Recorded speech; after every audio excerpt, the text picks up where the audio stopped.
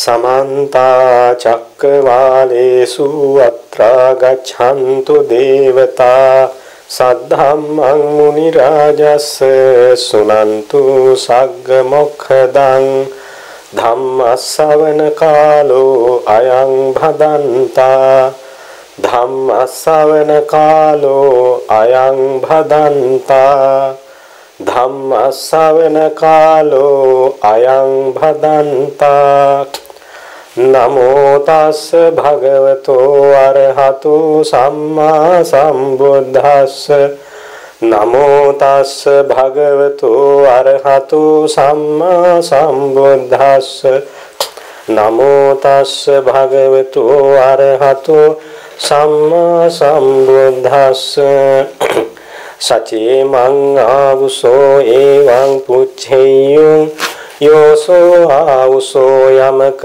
भिक्खो अरहं खीनासवो शोकायस्य भेदा परं मरणा किं होतीति एवं पुट्ठो हं आवुसो एवं व्याकरेय रूपं खो आवुसो अनिच्छं वेदना संज्ञा संखारा विज्ञानं अनिच्छं यदनिच्छं तं दुःखं यं दुःखं तं निरुद्धं तदर्थ गतं ति श्रद्धावंत पिंगतुनि भाग्यवत बुදුරජාණන් වහන්සේගේ ඖරස පුත්‍ර යමක මහරහතන් වහන්සේ අරහත්වයට පත්වෙන්න ඉස්සෙල්ලා සාරිපුත්ත ස්වාමින් වහන්සේ සමග සිදු කළ ධර්ම සාකච්ඡාවකදී වදාළ පාඨයක් ප්‍රකාශ කරන්න යෙදුණු පාඨයක් ඒ සඳහන් කළේ. අද ධර්ම දේශනාව සඳහා මාතෘකා කරගන්නේ සූත්‍රාන්ත පිටකයට අයත් සංයුත්ත නිකායේ ඛණ්ඩ සංයුත්තේහි තේර වර්ගයට අයත් යමක සූත්‍රය. මේ යමක සූත්‍රය පිළිබඳව ඔබ අහලා තියෙන්න පුළුවන්. මේ යමක සූත්‍රයේ මෑතකදී විශේෂයෙන්ම මේ සමාජ මාධ්‍යවල විශේෂයෙන් කතා වෙච්ච සූත්‍රය, කතා බහට ලක් වෙච්ච සූත්‍රයක්. මොකද ඒකට හේතුව මේ සූත්‍රය මුල් කරගෙන ආందోලනාත්මක ප්‍රකාශයක් එක්තරා දේශකයන් වහන්සේ නමක් ඉදිරිපත් කරලා ඒක සමාජ මාධ්‍යවල අතින් අත ගියා. මේක ප්‍රචාරය වුණා. මේක ප්‍රචාරය වෙච්චාම මේ පිළිබඳව ධර්මය දන්න අය සංවේගයටපත් වුණා. අනේ මේ ස්වාමින් වහන්සේ මෙහෙම වැරදි කතාවක් කියලා නෙවෙද? මේ සූත්‍රය හරියට තේරුම් ගන්න නැහැ නෙවෙද කියලා ධර්මයේ දන්න අය සංවේගයටපත් වුණා. ධර්මයේ නොදන්න ඒ ස්වාමින් වහන්සේගේ බණම විතරක් අහන සමහර කෙනෙක් ඉන්නවනේ. ඒ අය කියන අපි නම් අහන්නේ අහවල් දේශකයන් වහන්සේගේ බණ විතරයි. අපට අනික් ඒවා හරියන්නේ නැහැ කියලා. ඉතින් එහෙම අහන අය ආනේ මෙහෙමත් එකක් තියෙනවානේ අපි දන්නේ මේ ස්වාමින් වහන්සේ කිව්වේ නැත්තම් අපි දන්නේ නැහනේ අපිත් මිත්‍යා දෘෂ්ටිය ගැන මෙච්චර කල් හිටියේ කියලා ඒ අය තිබිච්ච සම්මාදිට්ඨිය නැති කරගෙන අර දේශනාව අහලා මිත්‍යා දෘෂ්ටියකටපත් වෙලා දැන් තමයි මිත්‍යා දෘෂ්ටියෙන් මිදුනේ කියලා මිත්‍යා දෘෂ්ටියේ බැසගෙන සතුටු වෙනවා. වරදවාගෙන. ඉතින් මෙන්න මේ විදිහට මේ ධර්මයේ වරද්දවා ගැනීම කියන්නේ හරිම අනතුරක්. තමන්ටත් ඒක මහා විපතක් අනතුරක්, අනුන්ටත් ඒක විශාල විපතක් අනතුරක්. ඉතින් අන්න ඒක නිසා මේ තථාගත බුද්ධ වචනය අපි අවබෝධ කරගත්ත එකක් නෙමෙයිනේ. තථාගත බුද්ධ වචනය ගැන කොහොමද කියන්නේ? ජානාති භගවා නාහං ජානාමි. තථාගතයන් වහන්සේ තමයි මේ ධර්මය දන්නේ. මම දන්නේ නැහැ. සත්තා භගවා ශාවකෝ හමස්මි. මගේ ගුරුවරයා භාග්‍යවතුන් වහන්සේ. මම ශ්‍රාවකයා. ඉතින් අපි ශ්‍රාවකයෝ නම් භාග්‍යවතුන් වහන්සේ කියා තියෙන්නේ කොහොමද කියලා හරියටම අධ්‍යයනය කරන්න ඕනේ. ඉතින් අපට අධ්‍යයනය කරන්න මොකද ඉස්සර වෙච්ච දේවල් අපට අහන්න ඒවා පටිගත වෙලා තිබුණ නැහැනේ. ඉතින් පුරාණයේ බුදුරජාණන් වහන්සේ වදාළ දේශනාත් බුද්ධ කාලයේ මහරහතන් වහන්සේලා අතර සිදුවෙච්ච ධර්ම සාකච්ඡා ධර්ම දේශනා ආදියත් ඒවා මතකයෙන් දරාගෙන ආවේ. ඉතින් එතකොට ඔබට හිතෙන්න පුළුවන් මතකයෙන් දරාගෙන එනකොට ඔවා අමතක වෙනවානේ. ඕවා වැරදි විදිහට මතක තබාගෙන ඇවිල්ලා ওই පොත්වල ලියවෙන්නේ නැති කියලා. නමුත් එහෙම හිතන්න නරකයි. මොකද ඒකට හේතුව මුල් කාලේ මාර්ගඵලලාභී ආර්යයන් වහන්සේලා බහුලයි වැඩිපුර හිටියා. ලංකාදීපේත් හිටියා. මිහිඳු මහරහතන් වහන්සේ ලංකාවට අවිලා ධර්ම දේශනා කරනකොට බොහෝ දෙනා ධර්ම මාර්ගය අනුගමනය කරලා ධර්මය අවබෝධ කරගත්තා. පැවිදි වුණා, උපසම්පදා වුණා. ඊට පස්සේ ධර්මය අවබෝධ කරගත්ත පිරිස මගඵල නිවන් සුව ලබා ගත්තා. ඉතින් එතකොට රහතන් වහන්සේ ගැන කියනවා සති වේපුල්ලප්පත්තු. රහතන් වහන්සේ සිහිය හොඳට පුරුදු පුහුණු කළා. උන්වහන්සේට හොඳ බලවත් සිහියක් තියෙනවා. ඉතින් ඒක නිසා උන්වහන්සේලා භණ්ඩාගාරික පරියත්තියෙන් ධර්මයේ පුරුදු පුහුණු කරනවා. භණ්ඩාගාරික පරියත්තිය කියලා කියන්නේ උන්වහන්සේලාට දැන් අමුතුවෙන් බණහා වඩන්න මාර්ගයක් නැහැ. සියල්ල සම්පූර්ණයි. කතකිච්චෝ කියලා කියන්නේ කළ යුතු දේ කරලා ඉවරයි. ඉතින් උන්වහන්සේලා ධර්මය පාඩම් කරන්නේ අනාගත පරපුරට දායාද කරන්න. මොකද ලේඛන කලාව එතකොට දැන් තියෙනවා වාගේ තාක්ෂණික උපකරණ බහුල නොවිච්ච ඒ කාලේ හොඳම විදිහ තමයි සති වේපුල්ල භාවයට හොඳ සිහිය ඇති සිහිය සම්පූර්ණ කරගත් උතුමන් විසින් ඒක කටපාඩමින් දරා ගැනීම. ඉතින් ඒක නිසා රහතන් වහන්සේලාත් මේ ධර්මය භණ්ඩාගාරික පරියත්තියෙන් ධර්ම භාණ්ඩාගාරික වරුන් හැටියට මතක තියාගත්තා. ඒ මතක තියාගත්ත પરම්පරා තමයි එක එක ආකාරයට හැදින්වෙන විනයාචාර්ය પરම්පරාව, විනයදුරු પરම්පරාව, ඊළඟට දීඝ භානක પરම්පරාව, දීඝ නිකාය දරාගෙන එන પરම්පරාව, ඊළඟට මජ්ක්‍ධිම භානක, සංයුත්ත භානක, අංගුත්තර භානක, ධම්මපද භානක, ජාතක භානක යනාදී වශයෙන් ඒ කොටස් පාඩම් කරගෙන પરම්පරාවෙන් પરම්පරාවට ශිෂ්‍යානුශිෂ්‍ය පරපුරට උරම කරපු උතුමන් වහන්සේලා භානකවරුන් නමින් හැඳින්වෙනවා. ඉතින් මේ භානකවරු ඒ කටයුත්තේම යෙදී හිටියා. දැන් අද කාලේ සමාවෙන්න ඕන මෙහෙම මතක් කරනවාට පැවිදි ශ්‍රාවකයන් වහන්සේලා ඇතම් කෙනෙකුට කාර්ය බහුලයි. කාර්ය බහුල වෙලා තියෙන්නේ ඉස්කෝලවල උගන්වන්න තියෙනවා, රජයේ කාර්යාලවල වැඩ කරන්න තියෙනවා, දාන බණ පාන්සුකූල වලට යන්න තියෙනවා. මේ ළඟපාත ගමේ විතරක් නෙමෙයි. හැතැම්ම ගණන් ඒව යාන වාහන වලින් යන්න තියෙනවා, දවස් ගණන් ගිහිල්ලා බණ කියන්න තියෙනවා. ඉතින් පොතක් අල්ලන්න බලන්නවත් වෙලාවක් නැහැ. හිතට හිතනට ඒවා කියනවා. මෙන්න මේක තමයි වැරද්ද. නමුත් පුරාණේ භානක උතුමන් වහන්සේලා වෙන කාර්යයක් කරේ නැහැ. උන්වහන්සේලා දිගටම මේ කටයුත්ත හැම යෙදී හිටියා. ඉතින් එතුමන් වහන්සේලා මේ ධර්මය ග්‍රන්ථාරූඪ කරනකම් හොඳින්ම මතක තබාගෙන ඇවිල්ලා තමයි මාතලේ අලු විහාරයේදී ග්‍රන්ථාරූඪ කළේ. ඒක තමයි අපේ මහා විහාර ථේරවාද ත්‍රිපිටකය කියලා අපි අදටත් ගෞරවයෙන් පරිහරණය කරන්නේ, පරිශීලනය කරන්නේ. ඒ වගේම ඒ සූත්‍ර දේශනා නැත්නම් විනය පිටකේ විනය ප්‍රඥාප්ති අභිධර්ම පිටකයේ පරමාර්ථ ධර්මයන් පිළිබඳ අර්ථ විස්තර කියන්න ඕන විදිහ සමහර ඒවා අපට තේරෙන්නේ නැහැ. කියන්නේ මේ ත්‍රිපිටකය විතරක් බැලුවට තේරෙන්නේ නැහැ. කියන්නේ අපේ විනිවිද දැක්මේ නුවණ අඩුයි. ඒකින්ද ඒවයි කියවෙන කාරණා අපට හරියට දැක ගන්න අපේ ඥාන ශක්තිය මදි. ඒක නිසා මේ පැරණි උතුමන් වහන්සේලාම බුද්ධ කාලයේ හිටක් පරම්පරාවෙන් පරම්පරාවට ආපු ඒ අර්ථ වර්ණනාත් අට කතා හැටියට බුද්ධඝෝෂ ස්වාමින් වහන්සේ, ඒ වගේම ධම්මපාල ස්වාමින් වහන්සේ ආදී උතුමෝ ඒවා පාලි භාෂාවට, මාගධී භාෂාවට පරිවර්තනය කරලා ඒවා ආරක්ෂා කළා. ඉතින් ඒක නිසා මේ පෙළ අට කතා විශේෂයෙන්ම ගරු කරමින් නිවැරදි අර්ථය අපි තේරුම් අරගෙනම තමයි ධර්ම දේශනා කළ යුත්තේ. එහෙම නැත්නම් මේකෙන් වෙන අවැඩ සුළුපටු නැහැ. මොකද ධර්මෙහි සඳහන් වෙන සූත්‍ර දේශනාවක අංගුත්තර නිකායෙහි සඳහන් වෙනවා යම් කෙනෙක් තථාගතයන් වහන්සේ කෙරෙහි තරහ සිතින් ද්වේෂ සහගතව තථාගතයන් වහන්සේට අපවාද උපවාද කරන අදහසින් තථාගතයන් වහන්සේ නොවදාළ දෙයක් වදාළ හැටියට වදාළ දෙයක් නොවදාළ හැටියට කියනවා නම් ඒකට කියනවා ද්වේෂ සහගත සිතින්. එහෙම කරනවා නම් එයා තථාගතයන් වහන්සේට අභූතයෙන් චෝදනා කරන කෙනෙක්. එයා බොහෝ අකුසල් සිද්ධ කර ගන්නවා. හරි. ඉතින් ඒකට කියන දුට්ඨෝවා දෝසාන්තරේන. ද්වේෂ සිතින් ධර්මයේ අධර්මයේ කළා, ධර්මයේ කළා කියනවා. එතෙන් විනය කළා කියනවා, විනය කළා කියනවා. ඔය විදිහට කියලා තමයි දේවදත්ත තෙරුන් තමන්ගේ කට නිසා බොහෝ අකුසල් සිද්ධ කරගෙන නිරේ යන තැනටත් ආවේ සංඝ බෙහෙද අකුසල කර්මය කරලා. ඒකින්ද ධර්මයේ අධර්මයේ කොට අධර්මයේ ධර්මයේ කොට ද්වේෂ සහගත සිතෙන් භාගතුන් වහන්සේ නොකීවක් කියලා කීවක් නොකීවා කියලා කිව්වොත් එයාට බොහෝ අකුසල් සිද්ධ වෙනවා. මොකද දුෂ්ට සිතින් එහෙම කරන්නේ. ඊළඟට තව කෙනෙක් කියනවා ශ්‍රද්ධාවේවා දුක්ගහිතේන. එයා ශ්‍රද්ධාවෙන් වරදවාගෙන කියනවා. වැරදි විදිහට තේරුම් ගන්න. ශ්‍රද්ධාවෙන් කියන්නේ නමුත් වැරදි විදිහට තේරුම් අරන්.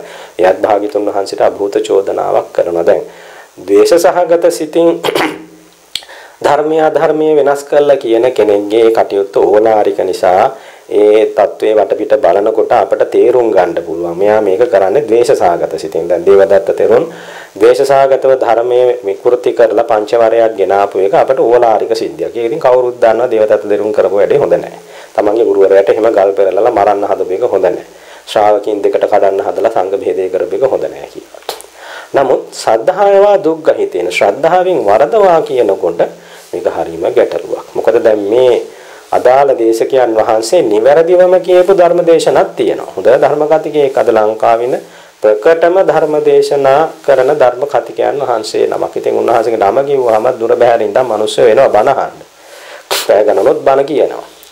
ඉතින් දැන් එහෙම කෙනෙක් යම්කිසි කාරණාවක් ශ්‍රද්ධාවෙන් වරදවාගෙන කිව්වොත් ඒක හරීම අනර්ථකරයි. මොකද ඒකට හේතුව අර හරි ASCII තියෙන වැරදි දේවල් අයින් කරගන්න එක සාමාන්‍ය පෘථග්ජනයාට පොදු ජනයාට කරන්න පහසු වැඩක් නෙමෙයි.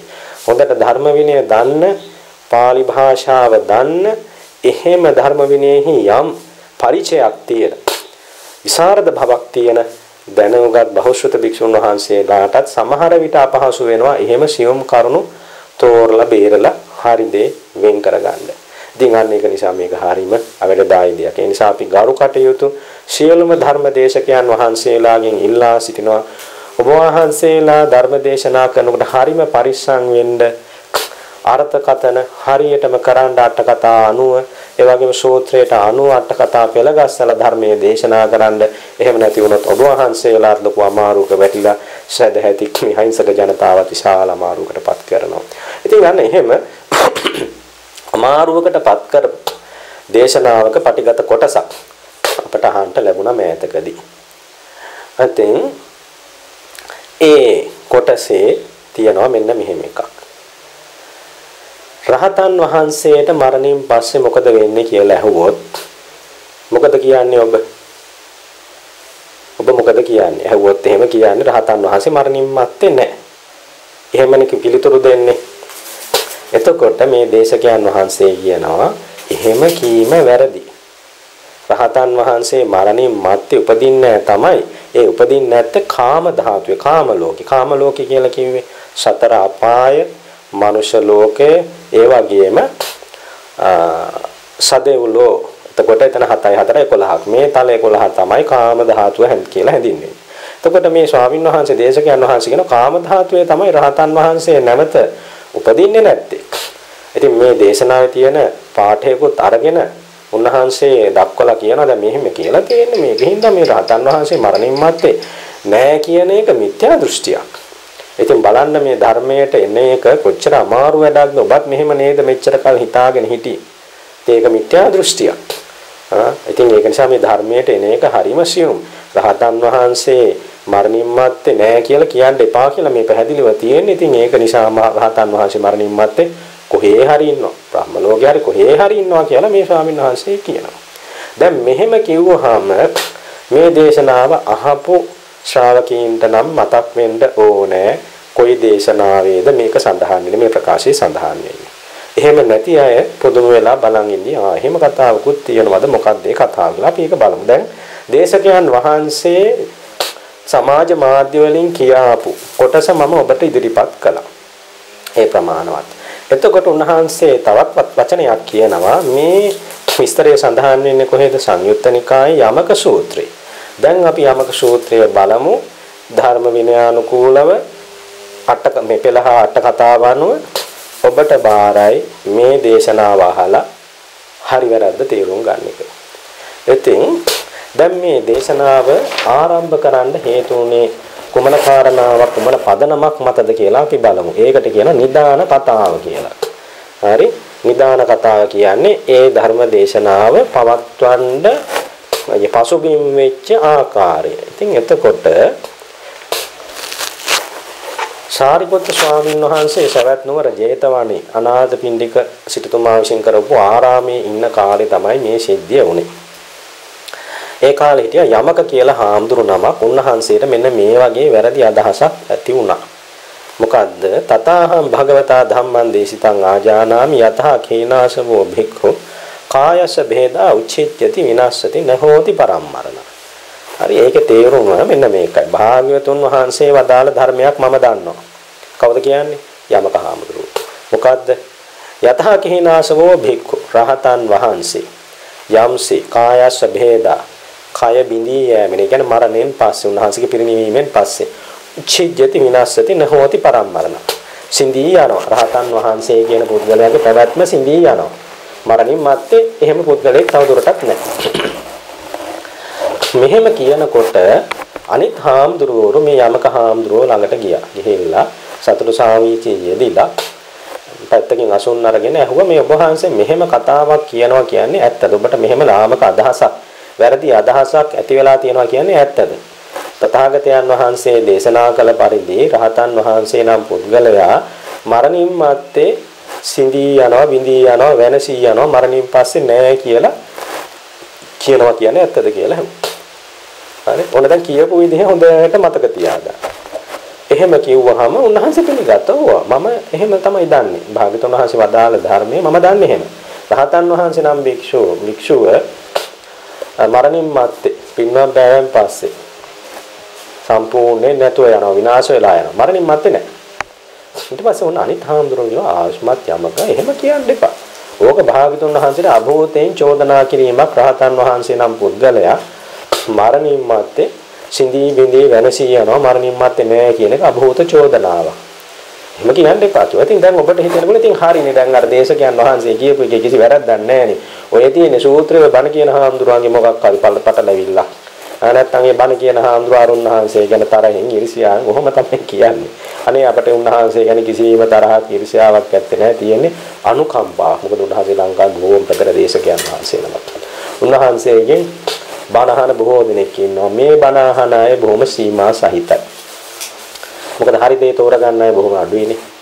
ඉතින් අර වගේ ආందోලනාත්මක ප්‍රකාශ කරාම ඒව පස්සේ යන අය පඳුරු ගන්නට ඉන්නවා. ඉතින් ඒක නිසා මේක කිව්වහම අර ඒ හාමුදුරන්ට ඉරිසියාවෙන් ඔය කියන්නේ කියලා කියන. පොඩ්ඩක් මේක අහන්න. තීරණයකට එන්න ඉස්සරලා. ඊට පස්සේ දැන් අර හාමුදුරුවෝ එහෙම කියන්න එපා. ඕක වැරදි කතාවක්. කොහොම නෙවෙයි.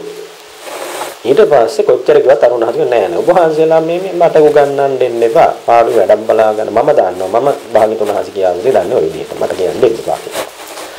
ඊට පස්සේ දැන් මේ හාමුදුරුවෝ නැගිටලා වාද කරන්න කියන අන්න එකයි වටිනනේ. මුන්නහන්සේලා ගහ බැන ගන්න ගියේ නෑ. ඕකට ත්‍රිපිටක සංරක්ෂණ පනත් සම්මත කරන්න ගියේ නෑ. දාද කාලේ නම් සමහරලාට එහෙමත් අදහස් ගේනවනේ සමහර කෙනෙක්. මේක පනතකින් නීතියකින් කරන්න පුළුවන් කියලා. මෙහෙම ආයව සාසනෙන් නිරපන්න ඕනේ නැත්නම් දඩ ගහන්න ඕනේ.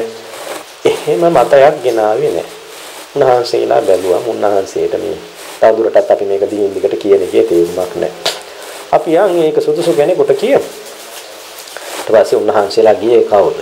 බුදුරජාණන් වහන්සේ ළඟට ධර්මයේ පැහැදිලි කරන්න ඉන්න උතුම්ම සුදුස්ස කවුද? ධර්ම සේනාපති සාරිපුත්ත මහරහතන් වහන්සේ. බුදුරජාණන් වහන්සේම වදාළ සිංහනාද ශ්‍රේෂ්ඨ ප්‍රකාශයක් තියෙනවා. තථාගතයන් වහන්සේ හැරුණහම මේ ධර්ම චක්‍රයේ පතුරවන්න ඊළඟට ඉන්න හොඳම කෙනා, හොඳම සුදුස්ස කවුරුවත් නෙමෙයි ධර්ම සේනාපති සාරිපුත්ත ස්වාමීන් වහන්සේ කියලා. ඉතින් මේ භාග්‍යතුන් වහන්සේ ළඟට ඉන්න සුදුසු කෙනා ළඟට ගියා. ගිහිල්ලා වන්දනමාන කළා, ගෞරව දක්වලා ඉතින් කිව්වා ස්වාමී සාරිපුත්‍රයන් වහන්සේ මෙන්න මෙහෙම නරක වැරදි අදහසක් යමක හාමුදුරන්ට ඇති වෙලා තියෙනවා. උන්වහන්සේ කියනවා මේ රහතන් වහන්සේ කියන පුද්ගලයා භික්ෂුව මරණින් මත්තේ සිඳී බිඳී වෙනසී යනවා, මරණින් මත්තේ නැහැ.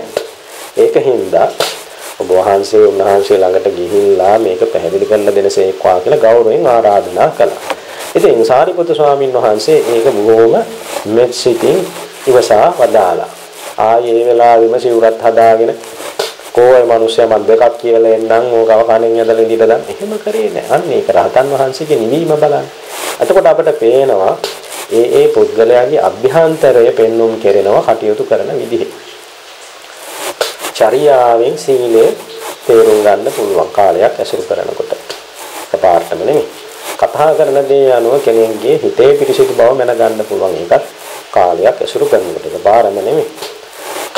ඉතින් ওই විදිහට භාගතුන් වහන්සේ කියනවා දීලා තියෙන සාකච්ඡාවෙන් කෙනෙක්ගේ ප්‍රඥාව තේරුම් ගන්න පුළුවන්. ඒකත් කාලයක් ඇසුරු කරනකොට. ඉතින් ඒ වගේ උන්වහන්සේගේ නිවීම අපිට තේරෙනවා රහතන් වහන්සේ නමක් කටයුතු කරපු හැටි පණක් පණවන්න ඕන කිව්වේ නෑ. උන්වහන්සේට ගහන්න බනින්න ඕන කිව්වේ නෑ.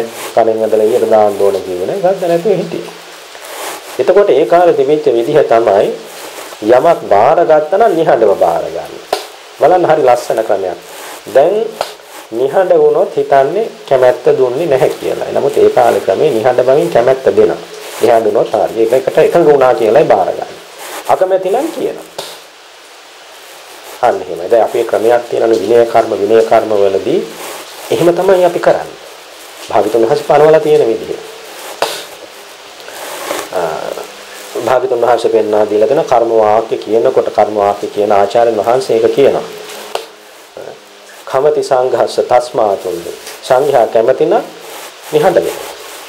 යස නක්ඛමති සෝභාසේ යමෙක් අකමැති නම් තමයි ප්‍රකාශ කරන්නේ. උන්වහන්සේ නිහඬ වෙච්චාම අනිත් හාමුදුරුවෝ තේරුම් ගත්තා සාරිපුත්‍ර සානහසේ මේ පැවරීම නැත්නම් මේ ආරාධනාව යසා වදාලා කියලා. ඊට පස්සේ සාරිපුත්‍ර ස්වාමීන් වහන්සේ මොකද කළේ? උන්වහන්සේගේ සවස විවේකීව ඉන්න වෙලාවක උන්වහන්සේ සමාපatti සෝයට සමවැදිලා හිටියා. අරක ගැන හිතා හිටියේ නැහැ. උන්වහන්සේ විවේකීව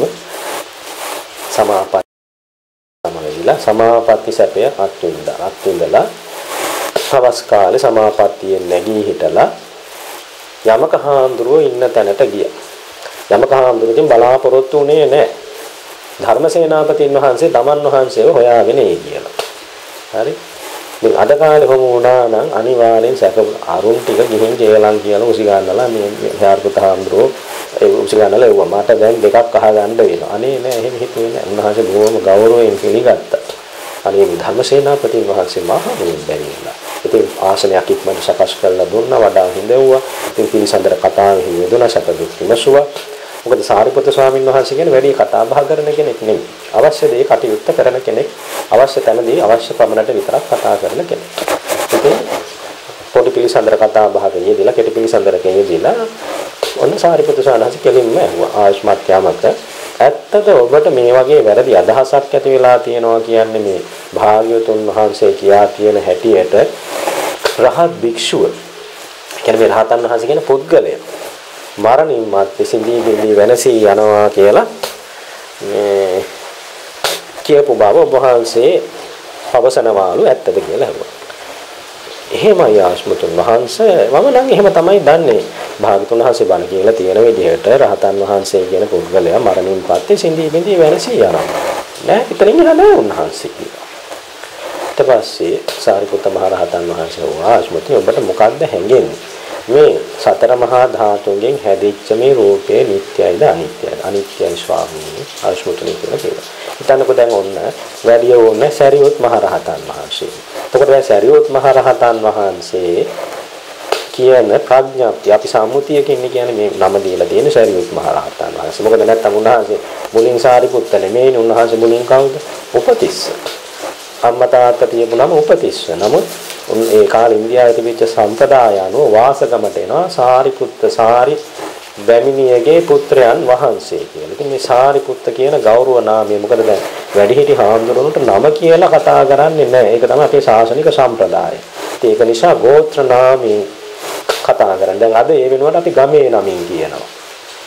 එහෙම තමයි අපි කියන්නේ. ගාල්ලේ ස්වාමීන් වහන්සේ, මාතර ස්වාමීන් වහන්සේ අන්නේ වගේ ගමේ නමින් කතා කරනවා. ගෝත්‍ර නාමය පාවිච්චි කරන වෙනකොට අද කරන්නේ අපි ගමේ නමින් කතා කරනවා.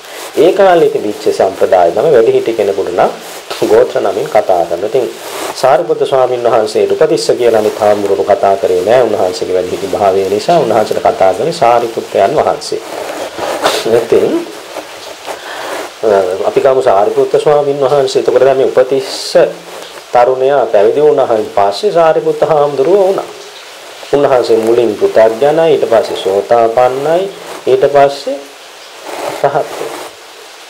දැන් මේ එකම පුද්ගලයා දැන් මේක අපි බලන්න. අපි සම්මුතියෙන් කියන ඔව් එකම පුද්ගලයා. හරි. හැබැයි අපි ධර්මානුකූලව බැලුවොත් අපිට එහෙම කියන්න අයිතියක් නැහැ. හරි.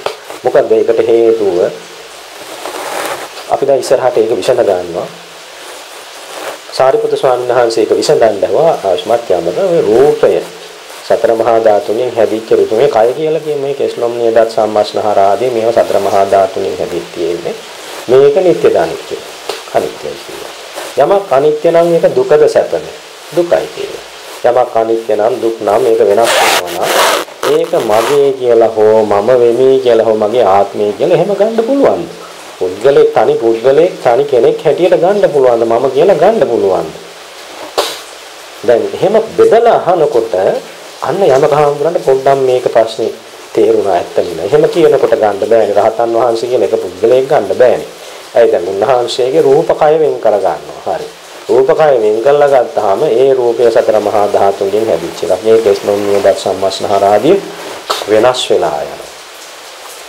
එතකොට එහෙම වෙනස් වෙලා ගියාම අපි මොකද කියන්නේ? කෙස් පැහුණා, හැමරලි වැටුණා, දත් වැටුණා, නියපොතු ගැලවුණා. එහෙමනේ අපි කියන්නේ. අර පුද්ගලයා වැටුණා, කෙස් පැහිච්චාම ඒ පුද්ගලයා පැහුණා, ඊළඟට හැමරලි වැටිච්චාම ඒ පුද්ගලයා රැලි වැටුණා. එහෙම කියන්නේ නෑනේ. අපි කොටස් වලට බෙදලා බලනකොට ඒ කොටස් හැටියට කියන්නේ. ඉතින් ඒක නිසා මේක තනිකර රූපස්කන්ධයේ වෙන් කරලා ගත්තාම අර පුද්ගල ප්‍රඥාප්තියෙන් මේක හුදෙක් රූපයක්. ඒක පුද්ගලයෙක් හැටියට වෙනම ගන්න බෑ. ඊළඟට වේදනයි පුද්ගලයා තුල ඇහැ කන නාසය දිව ශරීරය මනස කියන ඉන්ද්‍රයන්ගෙන් අරමුණු ගන්නකොට ඇතිවෙන සැප දුක් උපේක්ෂා මාධ්‍යස්ත වේදනා. එතකොට අරමුණු ගන්නකොට ඇතිවෙන හැඳිනීම් සංඥා අරමුණු ගන්නකොට පහළ වෙන චේතනා ආදී සිත්වල පහළ වෙන චේතනා ආදී සංස්කාර. ඊළඟට අරමුණු දැනීම වශයෙන් ඇති වෙන සිත් සියල්ල. මේවා වෙන් කළා ගන්නකොට මේවා වෙනම නිත්‍යද අනිත්‍යද කියලා හවුවා. අනිත්‍ය ස්වාමීන් කියලා. යමක් අනිත්‍ය නම් මේක සැපද දුකද කියලා හවුවා. දුකයි ආත්මතුනි කියලා. යමක් අනිත්‍ය නම් දුක්ඛ නම් ඒක මම කියලා හෝ මගේ කියලා හෝ මගේ ආත්මය කියලා සලකන්න පුළුවන්ද කියලා ඇහුවා. එතකොට යමක් අනිත්‍ය නම් දුක් නම් ඒක මගේ කියලා හෝ මමයි කියලා හෝ මගේ ආත්මය කියලා සලකන්න බෑ. එතකොට දැන් අපට පේනවා අපිට දැන් ඕන වැඩියක් ඕන අපි සරියුත් මහ රහතන් වහන්සේම ගමු. දැන් සරියුත් මහ රහතන් වහන්සේ කිව්වහම අපට පේනවා අපි සම්මුතියෙන් එක පුද්ගලයෙක් හැටියට කියන මේ සරියුත් මහ රහතන් වහන්සේ. දැන් ඔය පන්සල් වල තියෙනවනේ පිළිම වහන්සේලා අග්‍ර ශ්‍රාවකයන් වහන්සේලාගේ පිළිම වහන්සේලා හදලා තියෙනවා ප්‍රධාන බුද්ධ රූප දෙපැත්තේ. එතකොට අපි සරියුත් මහ රහතන් වහන්සේගේ පිළිම වහන්සේ ළඟට ගිහිල්ලා පොඩි දරුවෙකුට මොකද කියන්නේ? කියනවා මේ සරියුත් මහ රහතන් වහන්සේ. ඇත්තට මේ සරියුත් මහ රහතන් වහන්සේද අර සීමෙන්ති ගාඩොල්සි ටික සරියුත් මහ රහතන් වහන්සේ වෙනවද? බෑ එහෙම කියන්න බෑ. නමුත් සම්මුතියක් අපි ප්‍රඥාප්තියක් ඇති කරගෙන තියෙනවා මේ රූපේ හදලා තියෙන උන්වහන්සේ වෙනුවෙන්. උන්වහන්සේ සිහිපරක් කරන්න, උන්වහන්සේට ගරු කරන්න. මේක හින්දා අපි මේ රූපයේ සරියුත් මහ රහතන් වහන්සේ කියන්නේ. දැන් ඇත්තනම සරියුත් මහ රහතන් වහන්සේගේ රූපකය ගමු. හරි. එතකොට සරියුත් මහ රහතන් වහන්සේගේ රූපකයෙහි තිබිච්ච කේස් වෙනම ගන්න. මේ කේස් ටික සරියුත් මහ රහතන් වහන්සේ කියන්න බලන්න බෑ. අපි කියනවා සම්මුතිය මේ කේස් ටික සරියුත් මහ රහතන් වහන්සේගේ අයිතියකින් කියනවා මොකද අර ප්‍රඥාප්තිය නිසා. ධාතුන් වහන්සේ දැන් උන්වහන්සේ පිරිනිවන් පාන. උන්වහන්සේගේ ධාතුන් වහන්සේලාට කියනවා මේ සරියුත් මහ රහතන් වහන්සේගේ ධාතුන් වහන්සේලා මේවා සාංචියේ තිබිලා හොයාගත්තේ මේ කර්මලෙත් ගහලා තිබුණා. ඇත්තටම අර ධාතු කොටස් ටික සරියුත් මහ රහතන් වහන්සේ එහෙම කියන්න පුළුවන්ද නැහැ. ඒවා හුදෙක් රූප කොටස් ධාතු කොටස් ගොඩක් විතරයි. ඉතින් එතකොට අපිට පේනවා මේ රූපය සරියුත් මහ රහතන් වහන්සේ නෙවෙයි. එතකොට උන්වහන්සේ තුල ඇතිවෙච්ච සැප දුක් උපේක්ෂා වේදනා ඒවා නිරන්තරයෙන් ඇති වෙලා පැවතිලා නැති වෙලා ගියා. ඒ වේදනා සරියුත් මහ රහතන් වහන්සේ කිව්වොත් එහෙම මම ඔබෙන් ප්‍රශ්නයක් අහනවා සරියුත් මහ රහතන් වහන්සේ කියන්නේ ඔබලා කියන උන්වහන්සේ තුල ඇතිවෙච්ච සැප වේදනාද නැත්නම් දුක් වේදනාද උන්වහන්සේ අසනීප වෙලා හිටිය බඩේ අජීර්ණයක් එහෙම ඇති වෙලා ඒ වෙලාවේ කායිකව ඇතිවෙච්ච දුක් වේදනාද නැත්නම් උන්වහන්සේ තුල නිරන්තරයෙන් පවතින උපේක්ෂාව. ඉතින් එහෙම කිව්වොත් මේකක්වත් සරියුත් මහ රහතන් වහන්සේ කියන්න බෑ. අපිට සම්මුතියකින් කියන්න පුළුවන් සරියුත් මහ රහතන් වහන්සේ තුල ස්පර්ශය නිසා මේ වේදනාව ඇති වෙලා නැති වෙලා යනවා. එතකොට සරියුත් මහ රහතන් වහන්සේ තුල ඇතිවෙන හැඳිනීම් සංඥා මේවා සරියුත් මහ රහතන් වහන්සේ කිව්වත් හරියද? දැන් ඔබට තේරෙනවා රූපයයි වේදනයි සරියුත් මහ රහතන් වහන්සේ මේ කවුරු හරි කියන හරි සරියුත් මහ රහතන් වහන්සේ තුල ඇතිවෙච්ච සංඥා ටික සරියුත් මහ රහතන් වහන්සේ. එහෙම කිව්වොත් ඒක හරියි. ඒත් නෑනේ. එතකොට චේතනා ටික කවුරු හරි කියනවා හරි චේතනා ටික තමයි සරියුත් මහ රහතන් වහන්සේ. ඉතින් ඔබ චේතනා ටික විතරක් සරියුත් මහ රහතන් වහන්සේ කියලා ඊටු ටික සරියුත් මහ රහතන් වහන්සේ නොවේ කියන රූප වේදනා සංඥා එහෙමත් නෑනේ. එහෙනම් මේ එකක්වත් සරියුත් මහ රහතන් වහන්සේ නෙමෙයි. උන්වහන්සේගේ සිත. එතකොට උන්වහන්සේ තුළ පහළ වෙච්ච කොයි සිතද? රහත් වෙන වෙලාවේ පහළ වෙච්ච සිතද? නැත්නම් පහළ සමාපත්තියේදී ඇති වෙච්ච සිතද? නැත්නම් යන්නේනකොට ඇති වෙන සිද්ද? කන බොනකොට ඇති වෙන සිද්ද? බණ කියනකොට ඇති වෙන සිද්ද? අන්තිම චුති චිත්තය. මෙහෙම ඇහුවොත් එහෙම මොකද්ද සරියුත් මහ රහතන් වහන්සේ කියන්න බෑ. එතකොට එහෙනම් අපිට පේනවා මේ රූප වේදනා සංඥා සංඛාර විඥාන කියන පංචස්කන්ධයට කියපු සම්මුති ව්‍යවහාරයක් සරියුත් මහ රහතන් වහන්සේ. මේක යමක හාමුදුරන්ට මුලින් තේරුනේ නැහැ. ඒකින්ද තමයි උන්වහන්සේ මේ සියල්ල එක පුද්ගලයෙක් හැටියට අරගෙන රහතන් වහන්සේ මරණින් මත්තේ නැති වෙනවා කිව්වේ. ඉතින් ඒක වැරදි කතාවක්. ඇත්තටම වැරදි. මොකද ඒකට හේතුව සම්මුතියෙන් එහෙම කිව්වාට පරමාර්ථ වශයෙන් ඒක එහෙම නෙමෙයි. ඊට පස්සේ සරියුත් මහ රහතන් වහන්සේ දැන් මේක ලෙහලා දුන්නාම යමක හාමුදුරන්ට දැන් ඔන්න තෙමැත්ත තමයි. ඊට පස්සේ සරියුත් මහ රහතන් වහන්සේ අදාරනවා ආශ්මතුනි යමක යම් කිසි රූපයක් අතීතයේ පැවතියද අනාගතයේ හට ගන්නවද වර්තමානයේ දැන් තියෙනවද තමන්ගේ වෙන්න පුළුවන් තමන්ගේ පිටත තියෙන දේ වෙන්න පුළුවන් තමන්ගේ කිව්වම තමන්ගේ කාය ප්‍රතිබද්ධ ඇහැ කන නාසය දිව ශරීරය ඊළඟට මන ආයතනයේ මුල් කරගෙන අපිට එහෙම කියන්න පුළුවන් ඒවා ආධ්‍යාත්මිකයි තමන් පිළිබඳයි දැන් බාහිර රූප ශබ්ද ගන්ධ රස ස්පර්ශ ධර්ම මේවා බාහිරයි කියලා ආයතන බෙහෙදෙන් අපිට එහෙම බෙදලා පෙන්නන්න පුළුවන් ආධ්‍යාත්මික බාහිර ඊළඟට ගොරෝසු සියු හීන ප්‍රනීත කියන පහත් හෝ උසස් දුර පවතින ළඟ පවතින සියලුම රූප මගේ කියලා හෝ මමේ කියලා හෝ මගේ ආත්මය කියලා හෝ සරියුත් මහ රහතන් වහන්සේ කියලා ගන්න බෑ ඒවා උදෙක් රූප හේතු නිසා හටගත්ත රූප හේතු නිසා පැවතිලා නැති වෙලා යනවා හේතු පරම්පරාව දිගින් දිගට හැදෙනකන් මේ රූප පරම්පරාව දිගින් දිගට හැදෙනවා ඒක හරියට ගංගාවක උල්පතකින් ගලන ජල ධාරාවක් වගේ දැන් ඔබ බනහන ප්‍රදේශය අනුව බලන්න ඔබට තියෙන ආසන්නම ගංගාව ඔබ උඩරට ප්‍රදේශයේ කෙනෙක් නම් නැත්නම් ත්‍රිකුණාමලයේ මහියංගනේ ඔය පැත්තේ කෙනෙක් නම් ඔබට මහවැලි ගඟ ආසන්නයි. ඔබ කොළඹ පැත්තේ කෙනෙක් නම් ඔබට කැලණි ගඟ ආසන්නයි. කලුතර පානදුර පැත්තේ කෙනෙක් නම් පානදුරා ගඟ කළු ගඟ ආසන්නයි. ඉතින් එතකොට දැන් මේක මුල හිටන් ජල ධාරාව දිගින් දිගට දැන් අවුරුදු ගාණක් තිස්සේ ඇවිල්ලානේ. ඒ ආපු ගඟට එදත් කිව්වා කළු ගඟ අපේ අත්තල මුත්තල කිව්වා කළු ගඟ මහවැලි ගඟ කැලණි ගඟ අපිත් කියනවා කළු ගඟ මහවැලි ගඟ කැලණි ගඟ කියලා. හරි. එතකොට දැන් එදා අත්තල මුත්තල හිටපු කාලේ තිබිච්ච කැලණි ගඟද අද තියෙන්නේ නෑ. ඒ ජල ප්‍රවාහය මොහොතට ගිහින් ඉවරයි. අපේ අම්මලා තාත්තලාගේ කාලේ තිබිච්ච කැලණි ගඟද අදත් ගලන්නේ නෑ. හැබැයි ඒ පාරේ ජල ප්‍රවාහයක් නොකඩවා යනවා. අන්න ඒක නිසා අපි පටන් ගත්ත තැන ඉඳන් මේකට අපි සම්මුති ව්‍යවහාරයක් දීලා දෙනවා කැලණි ගඟ කියලා. ඒක මූදට බැන්න තැනගෙනක අපි කියනවා කැලණි ගඟ ගලනවා කියලා. හැබැයි ඇත්තටම කැලණි ගඟ කියලා එකක් තියෙනවද? සැබවින්ම නෑ. ජල බිඳිති රාශියක්. දැන් ওই ජල බිඳිති ඇති වෙන්නේ කොහෙද? කඳුකර උල්පත්වල. ඉතින් මධ්‍යම ප්‍රදේශයනොත් එකතු වෙනවා, පාත රටිනොත් එකතු වෙනවා. ඒ ජල මූලාශ්‍රන. ওই ජල මූලාශ්‍ර ඔක්කොම ටික වහලා දානවා. දැන් මොකද වෙන්නේ? දැන් කැලණි ගඟක් තියනවද නැහැ? ඒක සම්මුතියක් විතරයි. ප්‍රඥාප්තියක් විතරයි. අර ජල ප්‍රවාහ හටගන්න හේතු උල්පත්තික නැති කළා ජල ප්‍රවාහය නැතුව ගියා. එතකොට එහෙනම් පරමාර්ථ වශයෙන් කැලණි ගඟ කියලා ගන්න දෙයක් නැහැ. ඒක ආපෝ ධාතු පරම්පරාවක් කියන එකයි අපිට කියන්නේ. සාමාන්‍යයෙන් කියනවා නම් අන්න ඒ වගේ තමයි. එතකොට මේ සරියුත් මහ රහතන් වහන්සේ නැත්නම් රහත් භික්ෂුව කියන ව්‍යවහාරයේ සම්මුති ව්‍යවහාරය රූපස්කන්ධ වේදනාස්කන්ධ සංඥාස්කන්ධ සංස්කාරස්කන්ධ විඥානස්කන්ධ විඥාන පරම්පරාව කියන මේවා හේතුඵල වශයෙන් ඇතිවීමෙන් නැතිවීමෙන් යනකොට ඇතිවීමෙන් පැවතීමෙන් නැතිවීම සමහර කෙනා ඇතිවීමයි නැතිවීමයි විතරයි තියෙන්නේ කියලා නෑ භාග්‍යවතුන් වහන්සේ පෙන්වා දීලා දෙන උපාද තේති භංග උපාදෝ පඤ්ඤායති වයෝ පඤ්ඤායති තේතස්සඤ්ඤතත්තම් පඤ්ඤායති ඇතිවීමක් තියෙනවා හේතු නිසා නැතිවීමක් තියෙනවා හේතු නැති වෙනකොට ඒ අතරේ පැවැත්මකුත් තියෙනවා. ඒ පැවැත්ම ඉතින් එක එක ආයු කාල අනුව වෙනස් වෙනවා. කියන්නේ රූපය ආයු කාලය වෙනස්, කර්මජ රූපය ආයු කාලය වෙනස්, සුතජ රූපවල ආයු කාලය වෙනස්, ඊළඟට සිත්වල ආයු කාලය රූපයට වඩා වෙනස් ඔන්න ඔය විදිහට. ඉතින් දැන් ඕම විස්තර කරලා කිව්වා මේ රූපය මගේ කියලා හෝ මමයි කියලා හෝ මගේ ආත්මය කියලා ඇති හැටියෙන් දකින් එහෙම දෙයක් නෙමෙයි කියලා ඇති හැටියෙන් දකින්න ඕන. මේ රූපය මමයි කියලා හෝ මගේ කියලා හෝ මගේ ආත්මය නෙමෙයි කියලා මගේ මේ රූපය මමයි කියලා මගේ කියලා මගේ ආත්මය කියලා ගන්න සුදුසු නෑ. මේ රූපය මගේ නොවේ මම නොවේ මේ මගේ ආත්මය නොවේ කියලා ඇති හැටියෙන් දකින්න ඕන. මේක මම මගේ නෙමෙයි. මේක ස්ලොම්නිය පුදුදත් සම්මස්නහර ආදී හේතුඵල වශයෙන් හැදිච්ච ඒවා මිසක් මගේ නෙමෙයි. නේසෝ හමස්මි මේවා මම නොවේමි. මොකද රූපේ විතරක් මමයි කිව්වොත් එහෙනම් සිත නාමේ එතකොට නාමේ මමයි කිව්වොත් එතකොට රූපේ එහෙනම් දෙකම මමයි කිව්වොත් එහෙනම් මේවා බිඳී යනකොට කතන්දරේ වෙනස් වෙනවා.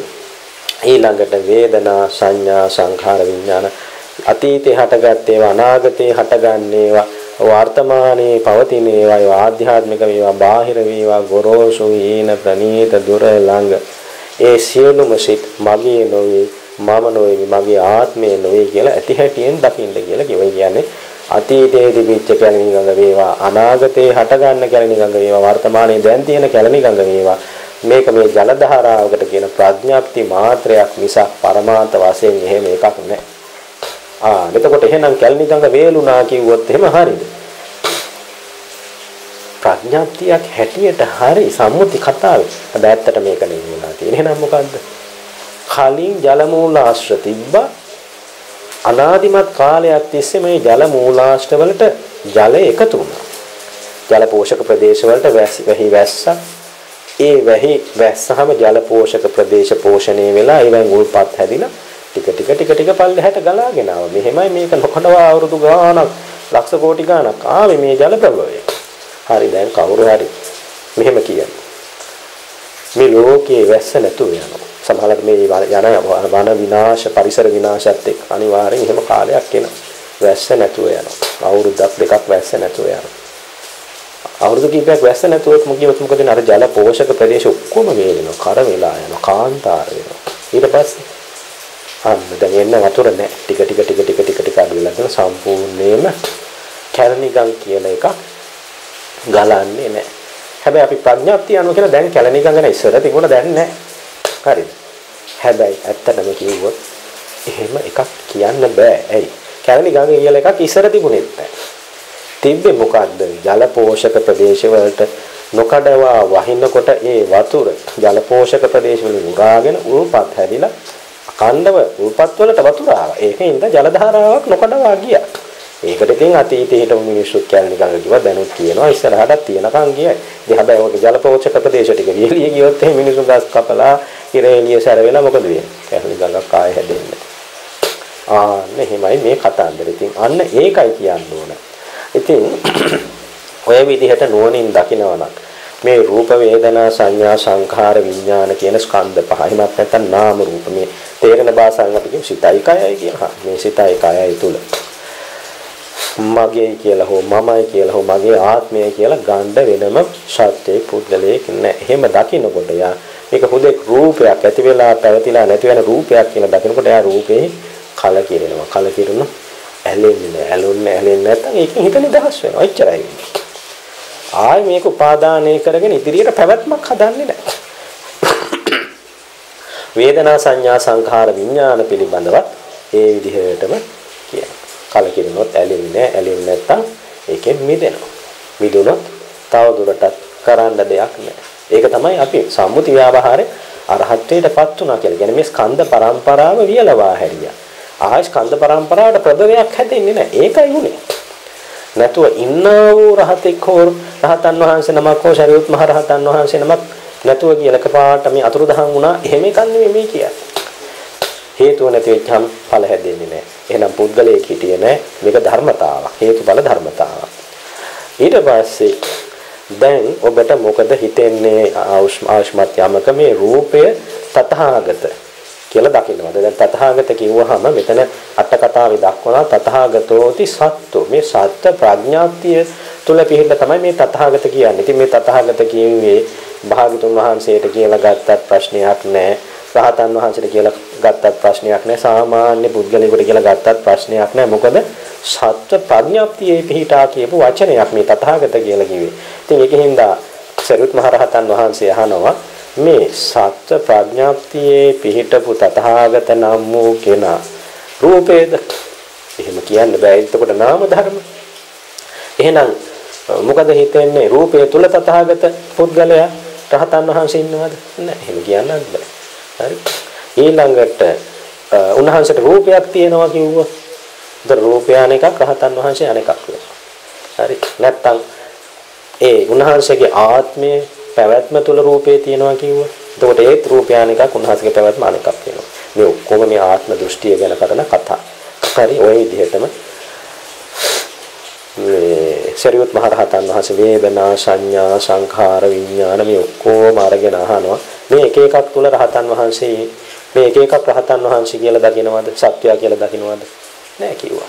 එහෙමත් නැත්නම් රහතන් වහන්සේට සත්‍යයට රූප තියෙනවා, වේදනා තියෙනවා, සංඥා තියෙනවා, සංඛාර තියෙනවා, විඥාන තියෙනවා කියලා දකින්නවද? එතකොට රහතන් වහන්සේ අනෙකෙක් අරව වෙනයි. ඒත් වැරදි. එහෙමත් නැත්නම් ඒව තුල රහතන් වහන්සේ නේද? රහතන් වහන්සේ තුල ඒව තියනවාද කියලා කොහොම කරත් මෙතන අවුලක් තියෙනවා. මොකද්ද මේ සක්කාය දිට්ඨිය ආත්ම දෘෂ්ටිය තමයි මේ ඇහුනේ. අන්න එතකොට උන්වහන්සේ දෙන ඇත්ත නෙන්නම්. මම මේ ආත්ම වශයෙන් සත්ව වශයෙන් ගත්ත හින්දා තමයි මේකෙ මට රහතන් වහන්සේ කියලා පුද්ගලයෙක් පෙනුනේ. දැන් එහෙම කෙනෙක් නෑ. හේතු නිසා හටගත්ත රූපේ බිඳී ගියාම හේතු නැති වෙච්චාම ඒක ඉවරයි. මේ හේතු නිසා හටගත්ත වේදනා හේතු නැති වෙච්චාම නැති වෙලා යනවා ඒක ඉවරයි. හේතු නිසා හටගත්ත සංඥා හේතු නිසා හටගත්ත දේ හේතු නැති වෙලා යනවා ඒක ඉවරයි. හේතු නිසා හටගත්ත චේතනාදී සංස්කාර හේතු නැති වෙච්චාම නැති වෙලා යනවා ඒක ඉවරයි. හේතු නිසා හටගත්ත විඥානේ හේතු නැති වෙච්චාම නැති වෙලා යනවා ඒක ඉවරයි. නැතුව මෙතන රහතන් වහන්සේ නමක් ඉඳලා නෑ මුලදී නැති වෙන්න. මේක තේරුම් ගන්න බැරි වුණා අර දේශකයන් වහන්සේට. ඉතින් උන්වහන්සේ මුලින් කියන කතාව අරගෙන කිව්වා මේ රහතන් වහන්සේ මරණින් මත්තේ සිඳී බෙදී නැති යනවා කිව්වොත් ඒක වැරදි. ඒක වැරදි ප්‍රකාශයක්. ඉතින් එහෙම කිව්වොත් ඒක මේ මිත්‍යා දෘෂ්ටියක්. ධර්මයට එකඟ කතාවක් නෙවෙයි. ඒක මිත්‍යා දෘෂ්ටියක්. ඔබ මෙච්චර කාල මිත්‍යා දෘෂ්ටියක නේද මේ හිටියේ ධර්මයට එන එක කොච්චර අමාරුද කියලා උන්වහන්සේ ප්‍රශ්න කරනවා. ඒ දේශනාවේදී. ඉතින් ඇත්තට මෙතන වැරදිලා තියෙන්නේ උන්වහන්සේට. උන්වහන්සේ මේක හරියට තේරුම් අරන්නේ. උන්වහන්සේ රූපේ රහතන් වහන්සේ කියලා අරගෙන, වේදනා විඳින්නේ රහතන් වහන්සේ කියලා අරගෙන, සංඥා සංඛාර චේතනාදී සිත් පහළ වෙන්නේ නැත්නම් සිත් පහළ වීම රහතන් වහන්සේ කියලා අරගෙන. ඒකට උන්වහන්සේට රහතන් වහන්සේ කියලා අතීතයේ කෙනෙක් ඉඳලා අනාගතයේත් ඉන්නවා මේ වැරදි දෘෂ්ටිය දුර වෙනකම් දැනුත් ඉන්නවා. වෙන්න මේක තමයි මේ දේශකයන් වහන්සේට වෙලා තියෙන්නේ. එහෙම එකක් නෑ. අතීතයේ නෑ රහතන් වහන්සේ කියලා තනි පුද්ගලයෙක් දැනුත් නෑ, හිතත් නෑ. ඉතින් රූපය තිබුණා, ඒ හේතු නිසා හටගත්ත රූපේ හේතුන් නැති වෙච්චාම නැති වෙලා ගියා. වේදනා තිබුණා, ඒ තිබිච්ච වේදනා හේතු නැති වෙච්චාම නැති වෙලා ගියා. සංඥා තිබුණා, ඒ හේතු නිසා හටගත්ත සංඥා හේතු නැති වෙච්චාම නැති වෙලා ගියා. චේතනා සංස්කාර තිබ්බා, හේතු නැති වෙච්චාම ඒව නැවත උපදින්න නැතුව ගියා. හරියට අර ජල ප්‍රභවයේ මූලාශ්‍රය නැතුව ගියාම ජලය ගලාගෙන එන එක නැවතුණා වගේ. සිත් පරම්පරාව තිබුණා. එක සිතක් ඇති වෙනකොට ඒක පැවතිලා නිරුද්ධ වෙනකොට ඒ සිත්වලේම තවත් සිතක් ඇති වෙනවා. ඒකනේ චිත්ත පරම්පරාව කියන්නේ. ඉතින් ඒකත් එන්නේ හේතුඵල අනුව. ඉතින් අවිද්‍යාවත් තණ්හාවත් මුළුමනින්ම දුරු කරයින් පස්සේ රහතන් වහන්සේට ආයි භවයක් පිනිස කර්ම පුට්ටු වෙන්නේ නැහැ. ඒකට කියන තණ්හා සිබ්බනි. තණ්හාව තමයි මුට්ටුකාරී, මහුම්කාරී. එයා මොකද කියන්නේ? කර්මයයි ඊළඟට මරණාසන්න අවස්ථාවේ මරණාසන්න චිත්ත වීදියයි ඒ ඔක්කොම තණ්හාවෙන් යට ගහලා කර්මයක් පුට්ටු කළ දෙන ඊළඟට විපාක සිතක් උපදින. ඒකට අපි කියන ප්‍රතිසන්දි අවස්ථාව කියලා. විපාක සිතක් කොහේ හරි භවයක ඇති වෙනවා. ඉතින් ඒක වෙන්නේ තණ්හාවෙන් අවිද්‍යාවෙන් නොමිදිනු කෙනෙකුට. හේතු තියෙන කෙනෙකුට. එහෙම නැත්නම් හේතු නැති කරපු කෙනෙකුට ඒක වෙන්නේ නැහැ. ඉතින් ඒක නිසා මොකද වෙන්නේ? හේතු නැති කළාම අර මෝට්ටුව හදන්න මහුම්කාරී නෑ. කවුද මහුම්කාරී? තණ්හා සිබ්බනි. තණ්හා නෑ. ඉතින් ඒ හින්දා භවයේ කොතනකටවත් ආයේ විඥානේ යෑමක්, කීමක්, චුත වීමක්, පිළිසිඳ ගැනීමක් එහෙම එකක් නෑ රහතන් වහන්සේට. හරි. මෙන්න මේක තාම පැහැදිලිව තේරුම් ගන්න. හරි. ඒ කියන්නේ මෙන්න මෙහෙමයි. පහන් දැල්ලක් නිවිලා ගියයින් පස්සේ දැන් පහන් දැල්ලක් දිගින් දිගට දැල් වෙන්නේ කොහොමද? හිතන 12 මහේ පානක් ලොකු පහනක්. ලොකු තිරයක් දාලා තියෙනවා. අපි මේ තිරේ පරණ වෙනකොට ආයෙ තිර අලුත් කරනවා. තෙල් ඉවර වෙනකොට තෙල් දානවා. මේක දිගටම ඇවිල්ලා එකක් අපි දන්නේ කවදාද ඇවිල්ලා කියලා. නමතක් ගෝයම් භික්කවේ සංසාර. මේක මුලක් හොයන්නද කවදාද ඇවිල්ලා කියලා. මේක දිගට මේක. ඉතින් හැබැයි දැන් නැති මේක නිවෙන්නේ නැත්තේ අපි තෙල් දාන වැටි අලුත් කරනවා. ඉතින් මේක නෙමෙයි මේක නිවෙන්නේ නැත්තේ හරි. දැන් අපි තේරුම් ගන්න මේක මහා වදයක් මේ පහන රැකගෙන ඉන්නවා කියන්නේ මොන හේකටද? මේක අල්ලා දැම්මම ඉවරයි. තෙල් දාන්නෙත් නෑ වැටි අලුත් කරන්නේ. දැන් මොකද වෙන්නේ? තෙලුත් නැති වෙච්චාම වැටිත් නැති වෙච්චාම මේක ඉබේ නිවි යනවා. හරි දැන් කියනවා මේක නිවුණා කියන්න එපා. මෙහෙම කියන එක හරි නෑ. හරි. එක්කෙනෙක් කියනවා මේ දැල්ල කියලා එකක් තිබ්බා ස්ථිර එකක් දිගටම තිබිච්ච එකක් මේක නැතුව ගියා. තවත් කෙනෙක් කියනවා අන්න ඒක එහෙම කියන්න එපා කියලා තියෙනවනේ. ඉතින් එහෙම කියන්න එපා. ඉතින් මොකද්ද එහෙනම් කියන්නේ? අපි කියනවා නැවත නැවත තෙල් දැමීම නිසා නැවත නැවත වැටි අලුත් කිරීම නිසා ගිනි ජාලා නැත්නම් දැල්ල පරම්පරාවක් වශයෙන් අර කාබන් දහනය වෙමින් එහෙමනේ විද්‍යාවට උගන්වන්නේ. මම මේක කිව්වේ තේරෙන භාෂාවෙන්. නැත්නම් කියනකට තේජෝ ධාතුව කියලා. ඉතින් මේක කාබන් රාත්‍රී ආලෝකයේ සපේනවා දැල්ල දිගටම තියෙනවා. හරි. තෙල් දාන්නේ නැහැ. දැන් මොකද වෙන්නේ? ඔන්න මේක ඉන්ධන නැතුව ගියා. වැටි අලුත් කරන්නේ නැහැ. දැන් දැල් වෙන දෙයක් තියෙනවද? නැහැ. දැන් නිමිච්ච මේ දැල්ල අපි කියන්නේ කොහොමද හේතු නැති නිසා දැල්ල නිවුණා. ඊට පස්සේ මේ දැල්ල කොහේ හරි තියනවා මේක නැති වුණා කියන්න එපා කියලා කවුරු හරි කිව්වොත් ඒක මොන කතාවක් කියලාද කියන්නේ? ඉතින් ඔයගොල්ලෝ ඉනහ වෙයි. ඔයගොල්ලෝ කිය මේක මුතු කතාවක්. ඇත්තට මෙහෙම එකක්. ඒක හින්දා තමයි මේ කතාව සදොස් වෙන්නේ. යමක හාමුදුරුවෝ කියපු කතාවත් සදොස් මුලින්. මේ දේශකයන් වහන්සේ කියපු කතාවත් සදොස්. හරි. ඔන්න දැන් යමක හාමුදුරන්ගේ ගැටලුව නම් ටික විසඳීගෙන යනවා. දැන් උන්වහන්සේට මේක කඩලා පෙන්නනකොට තේරුණා රහතන් වහන්සේ කියලා තනි පුද්ගලයෙක් නෑ. ඒක සම්මුති කතාවක් විතරයි. එතකොට මේ රූප වේදනා සංඥා සංඛාර විඥාන කියන ස්කන්ධ පංචකය තියෙන්නේ. එහෙමත් නැත්නම් නාම රූප පරම්පරාව තියෙන්නේ. හේතු නිසා එක හට ගන්නවා. හේතු නිසා පවතිනවා. හේතු නැත්නම් නෑ කියලා. හරි.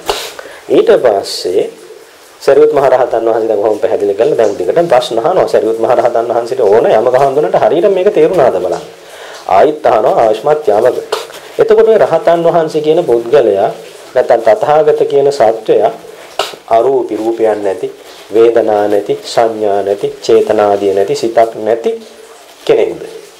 එහෙම පුද්ගලයෙක් නෑ නෑ එහෙම කියන්න බෑ. දැන් ඔන්න තේරෙනවා යමක හඳුනනට. එහෙනම් ආයිත් ඔබ මේ රූපය වේදනා සංඥා සංඛාර චේතනාදී සිත රහතන් වහන්සේ නැත්නම් සත්‍යය තථාගත කියලා දන්නව දකින්නව නෑ කියලා. එහෙනම් ආශ්මත් යමක මේ දැන් මේ කියද්දී පෙන්නා දෙද්දී දිත්තේ ධම්මේ සත්‍යතෝ තේතතෝ තථාගතේ අනුපලබ්ධියමාන රහතන් වහන්සේ කියලා සත්‍යයේ පුද්ගලෙක් නැති කල්හි ඔබ කියන කතාව හරිද? භාගතුන් වහන්සේ දේශෝ දහම මම දන්නවා කොහොමද මේ රහත් භික්ෂුව මරණයෙන් පස්සේ නැසී යනවා විසිඳී යනවා විනාශ වෙනවා මරණින් මත්තේ නෑ කියපු කතන්දරේ හරිද? එතකොට උන්වහන්සේ කියනවා අනේ ආශ්මත් සාරිපුත්‍රයන් වහන්සේ මට අනවබෝධයේ හින්දා මේ වැරදි අදහස ඇති වුණා. සාරිපුත්‍ර ස්වාමීන් වහන්සේ හරිම කල්යාණ මිත්‍රයෙක් මේ ධර්ම දේශනාව අහනකොට මගේ මේ ලාමක වැරදි අදහස නැති වෙලා ගියා. මට ධර්මයක් අවබෝධ වුණා. බලන්න උන්වහන්සේ සෝතාපන්න වෙලා. ඉතින් බලන්න අර දේශකයන් වහන්සේටත් පුළුවන් නම් ඔබලාට හඳුනා ගන්න පුළුවන් වුණොත් මම කියපු කාරණා වලින් මේ දේශකයන් වහන්සේ කවුද කියලා අනේ කරුණාවෙන් මේ දේශනාව අහන්න දෙන්න හොඳට ඉස්සෙල්ලා. හරිද? උන්වහන්සේ නරක කෙනෙක් නෙමෙයි. උන්වහන්සේ හොඳ කෙනෙක්. ඉතින් නමුත් වරදවාගෙන තියෙන මේ යමක හාමුදුරන්ට උනා වගේ යමක හාමුදුරන්ට වෙච්ච දේ අනිත් පැත්ත උන්වහන්සේ වෙලා තියෙනවා.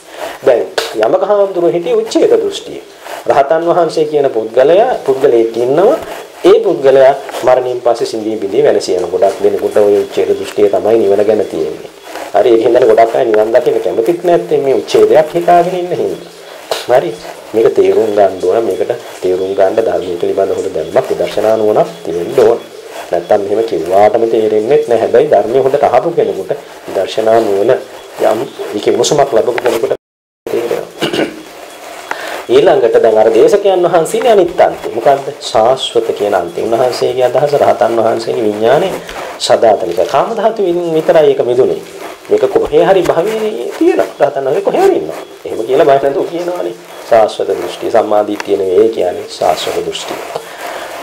රහතන් වහන්සේ මරණින් මත්තේ නැහැ කියන උච්ඡේද දෘෂ්ටියක් මිත්‍යා දෘෂ්ටියක් වැරදි අදහසක්. රහතන් වහන්සේ සදාතනිකව ඉන්නවා නැති වෙන්නේ නැහැ කියලා කියන එක වැරදි දෘෂ්ටියක්. ඒක සාස්වත දෘෂ්ටිය මිත්‍යා දෘෂ්ටිය. දැන් උන්වහන්සේ දේශකයන් වහන්සේ වැටිච්ච මිත්‍යා දෘෂ්ටියට මේ බණහන අහිංසක ඔබ හැමදෙනාවත් පටලවන්නයි හදන්නේ. ඒ හින්දා ඔබ තේරුම් ගන්න. හරියට තේරුම් ගන්න. තේරුම් අරගෙන පුළුවන් නම් උන්වහන්සේ අඳුරන කෙනෙක් ඉන්නවා නම් මේ දේශනාව අහන්න වෙන්න උන්වහන්සේට. ඉතින් එතකොට එහෙමවත් තේරුම් ගත්තොත් උන්වහන්සේ අවංක නම් නිවැරදි කරන්නේ නැත්නම් උන්වහන්සේට මෙන්නේ ලේසි වාසවගලයක් නෙවෙයි. හරි. මොකද මේ ධර්මය අපේ ධම්මස්සාමි තථාගතෝ මේ තථාගතයන් වහන්සේ ධර්ම ස්වාමීන් වහන්සේ උන්වහන්සේ අවබෝධ කරපු එක උන්වහන්සේගේ ශ්‍රාවකයන් හැටියට අපිට හිතන දේවල් කියන්නයි තියන්නේ. මූලාශ්‍රය අනුව කිව්වොත් කිසිම ගැටලුවක් නැහැ. ඒ මූලාශ්‍රය තියෙනවා. හැබැයි මූලාශ්‍රයත් වරද්දවාගෙන කියලා දැන් අරහාමුදුරුවෝ දේශකයන් වහන්සේ මූලාශ්‍රය වරද්දවාගෙන කියන්නේ උන්වහන්සේ යමක සූත්‍රය කියලා සූත්‍රයක් තියෙන බවක් දන්නවා. ඒකේ මේ කාරණේ තියෙනවත් කියලා දන්නා. උන්වහන්සේ මූලාශ්‍රයේ අර්ථ කතාවෙන් හරියට තේරුම් ගන්න නැතුව අර්ථ කතාවෙන් බහැර උන්වහන්සේ කියනකොට මේක දැන් වැරදිලා. හරි. ඉතින් දැන් ඔන්න බලන්න යමක හාමුදුරුවෝ නම් සෝතාපන්නත් උනා. ඔන්න ඊට පස්සේ සාරිපුත්ත මහ රහතන් වහන්සේ අහනවා වැදගත්ම ප්‍රශ්නේ. ආශ්මත් යමක දැන් රහත් සීනාශ්‍රවණ රහතන් වහන්සේ කියන භික්ෂුව. මරණින් පස්සේ උන්වහන්සේට මොකද වෙන්නේ කියලා කවුරු හරි අහනවා. ඔබ මොකද කියන්නේ? කොහොමද ඔබ ඒක පැහැදිලි කරන්නේ? ඉතින් යමක හඳුරු දැන් සෝතාපන්නයි කියන්නේ සම්මා දිට්ඨිය නිවැරදිව ඇති කරගත්ත කෙනෙක්.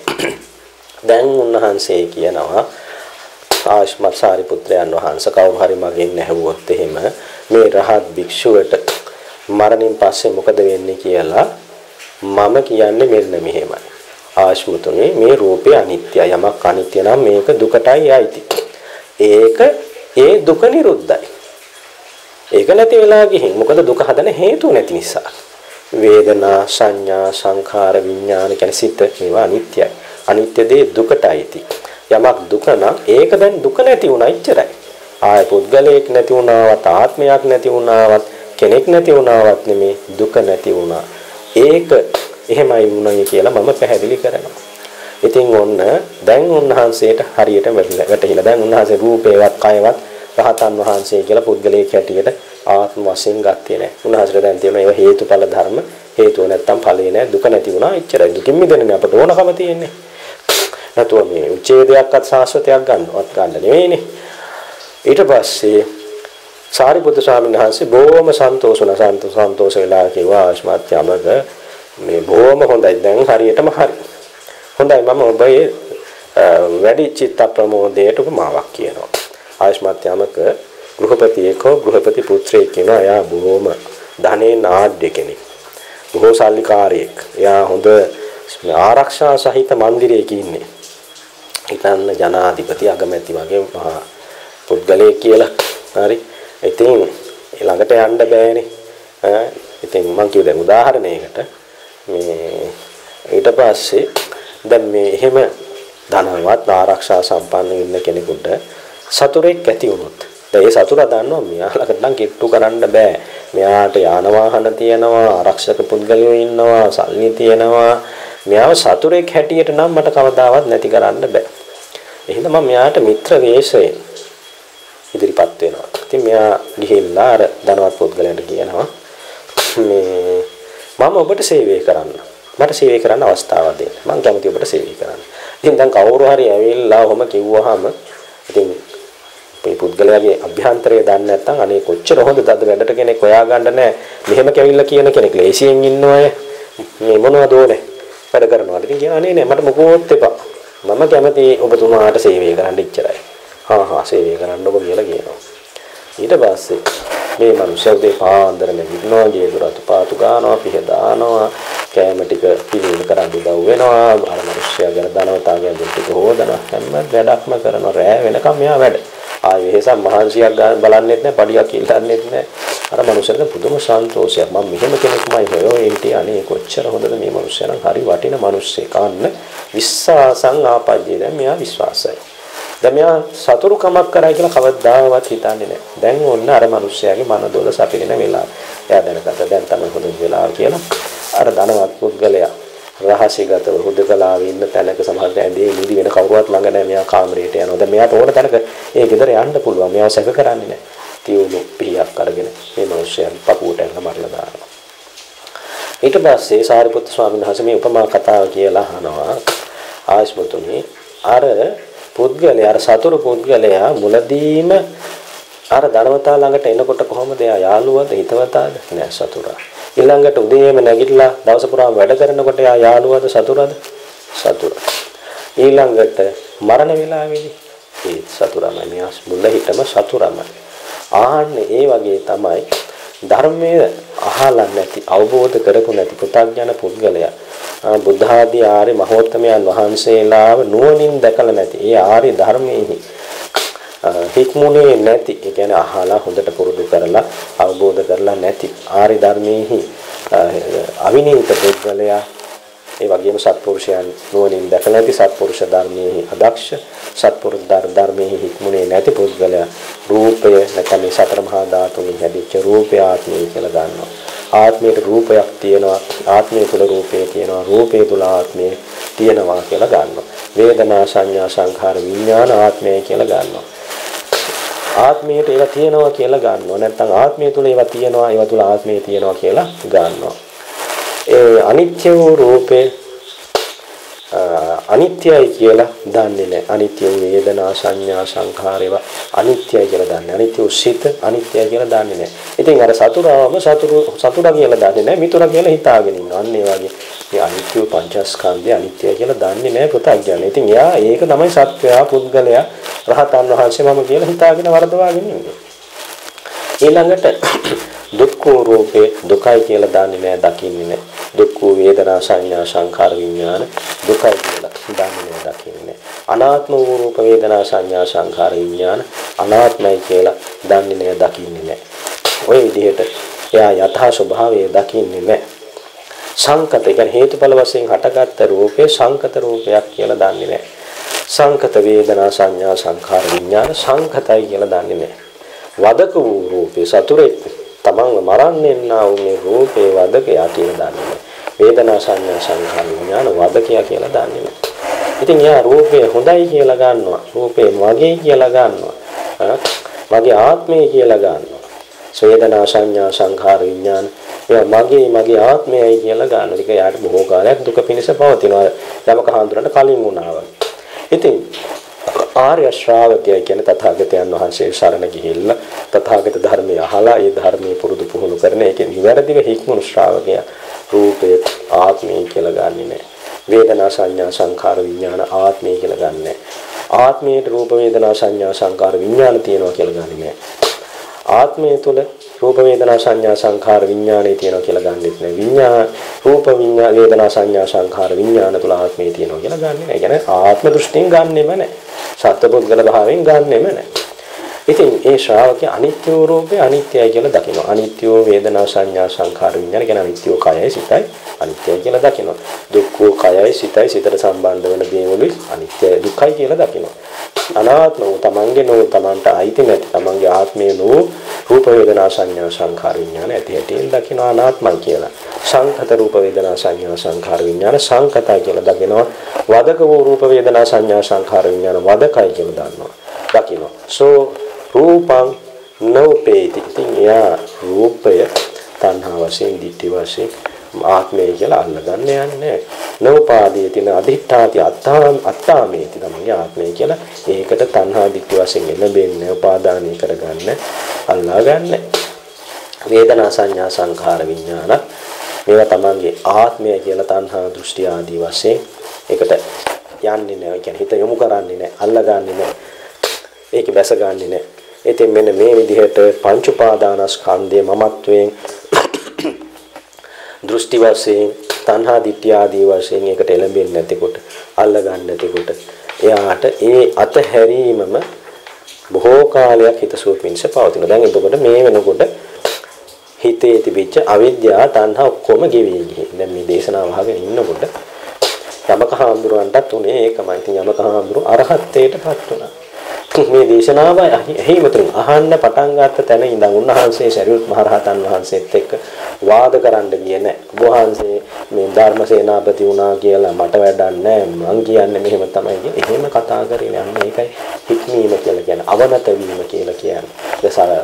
මෙත්ත සූත්‍රයේ තියෙනවානේ ධර්මය අවබෝධ කරගන්න කැමති ශ්‍රාවකයා මෘදු වෙන්න ඕනේ. සුවච වෙන්න ඕනේ.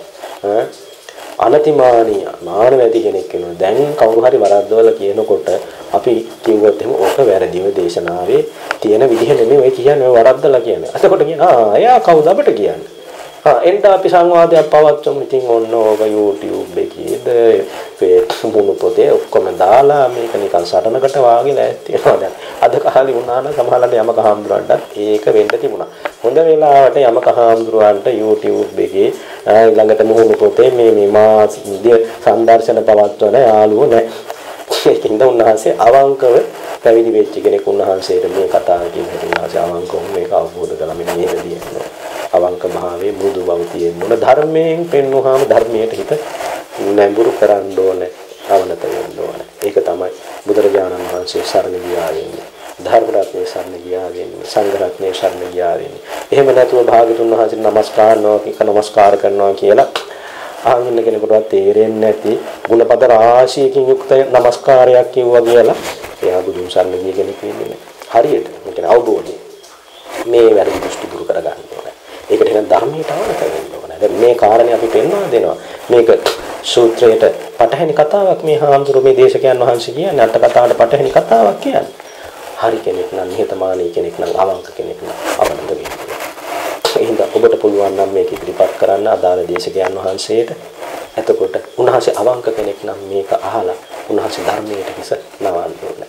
ඒක තමයි වෙන්න ඕනේ. එතකොට එහෙම වුණොත් අනිවාර්යයෙන් උන්වහන්සේටත් යමක ස්වාමින් වහන්සේට වගේ තායිකුමනේ මාර්ගඵල නිවන් සුව ලබා ගන්නට පුළුවන් වෙනවා. ඊළඟට උන්වහන්සේ නිසා නොමග ගිය අයටත් ඒ වැරද්ද පෙන්වා දීලා නැවත යමක සූත්‍රයෙන් හරි ධර්ම දේශනාවක් කරලා නිවැරදි මඟ පෙන්වීම කළොත් ඒ අයත් කොට යනවා. ඉතින් අන්න ඒක නිසා ඔබ හැම කෙරෙහි කාරුණික සිතින් මේ වැරදි දේශනාව ශ්‍රවණය කරපු තැන් පටන් අනේ මේ මාධ්‍ය හරහා මේ අහන අයට මොකද වෙන්නේ කියන සංවේගය නිසා තමයි මේ දේශනාව ඔබට ඉදිරිපත් කරන. ඉතින් ඒක නිසා මේ දේශනාව අහලා වාද විවාද කරන එක නෙවෙයි බලන්න මේ සූත්‍රයේ තියෙනවා සංයුත්ත නිකායේ ඛණ්ඩ සංයුත්තේ තේර වර්ගයේ.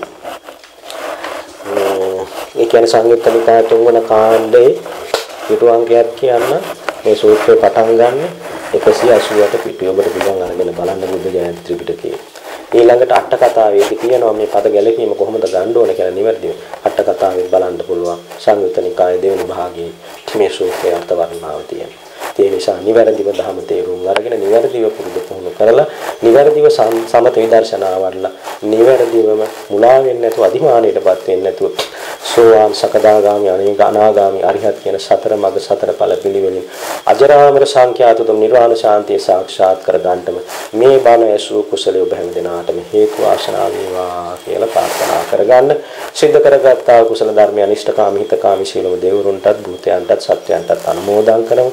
ඒ හැම දිනක් සුඛී සෝපත් පහවිතපත් විත්වා සුදුසු කාලේ ධර්ම අවබෝධය ලබත්වා පින් අනුමෝදන් කරමු.